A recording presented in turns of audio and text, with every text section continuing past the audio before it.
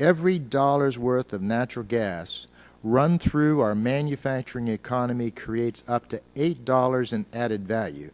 This is a superior economic use of natural gas than exporting LNG. The $110 billion investment will also create new natural gas demand between 7 and 9 BCF a day, about an 11% increase. This is all good news. The most significant threat to the fulfillment of the manufacturing renaissance will be determined by the speed of LNG export terminal approvals and the volume of its shipments, which brings me to the key points of my testimony. Doing it right can be a win-win for producers and consumers of natural gas. Doing it wrong will result in spiking natural gas and electricity prices and an end to the manufacturing renaissance. We need to avoid what happened in Australia.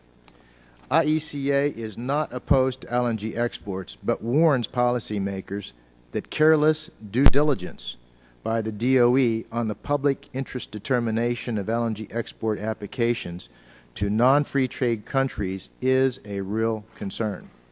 LNG terminal approvals are for 30 years. A lot can happen in 30 years. In this regard, we are asking members of these two committees to support your natural gas consumer constituents back home by urging the DOE to do a rulemaking to establish transparent criteria for decision-making for LNG export facilities. The public trust, just as the DOE did as they dealt with LNG imports a decade ago.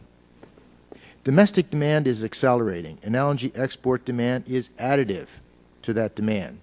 For example, just 6 of the most likely export terminals would increase demand by 16%. The export demand would be on top of the AEO 2013 demand increase of 6% by 2020. Neither demand number includes the manufacturing renaissance of an 11% demand. Combined, this is a 33% increase.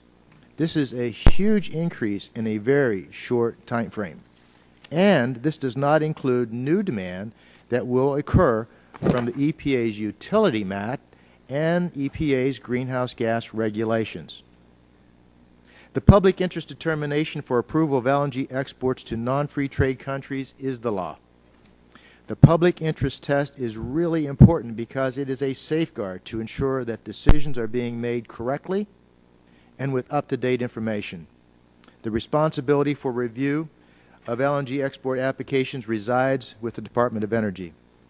In this regard, the DOE decision raises questions. On May 17th, in our opinion, the DOE failed in their judiciary responsibility under the Natural Gas Act in the implementation of the public interest determination for the Freeport facility.